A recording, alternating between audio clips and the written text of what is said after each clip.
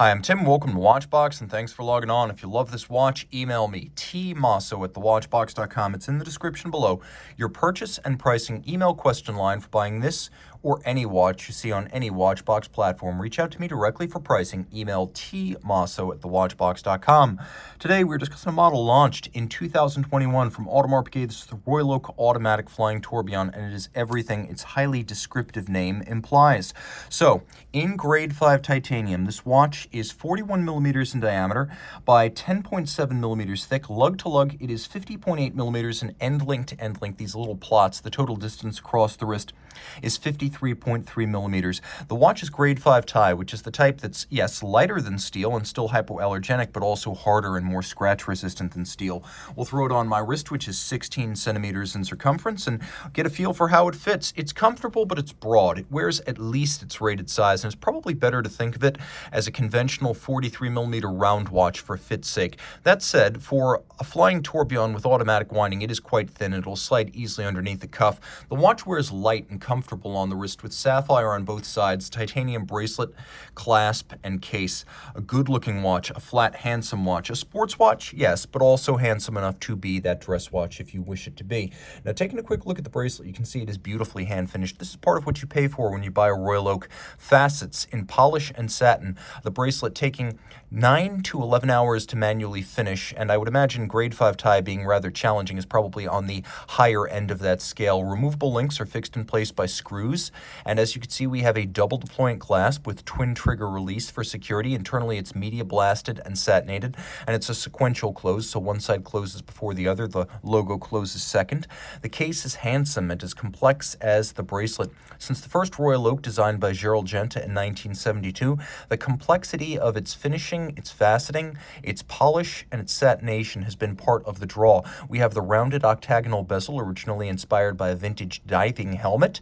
And then here we have a screw-down crown that, like the bolts in the bezel, is hexagonal. A screw-down crown, 50-meter water-resistant, surface swimmable. The bolts themselves are made of white gold, and they're polished to contrast with the vertical satin of the bezel. Now, moving inboard, you can see that the inner bezel is mirror polished, which is a nice detail. The dial here is not the tapisserie that we associate with the Royal Oaks here. It is a sandblasted slate gray. Logo, hands, and indices are all in white gold, so they won't change color, oxidize, stain, or tarnish over time. The watch is quite well loomed, as you can see and appreciate.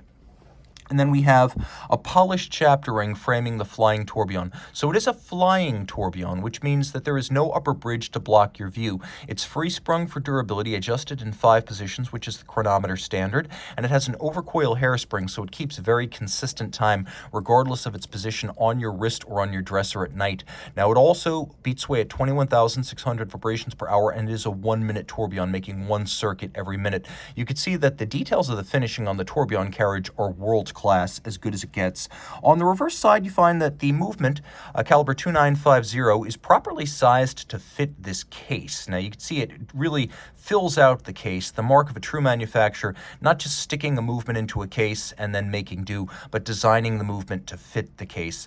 27 joules, automatic winding. It uses ceramic rotor bearings for efficiency and minimal maintenance. It's got a 65-hour power reserve. Some of my favorite features here are the Soleil Côte de Genève. You can see they radiate out from an imaginary center point underneath the tourbillon. You can see that the waves sort of widen as they splay out across the movement. And then we have this lovely old Vallée du Jeu style ratchet wheel with a pawl style ratchet mechanism to make sure that it does not run backwards. So that's a lovely evocative nod to where Audemars Piguet exists and where its watches are made and the heritage of that area. This is a fantastic watch.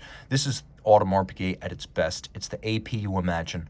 Reach out to Tim Mosso at thewatchbox.com for purchase and pricing details.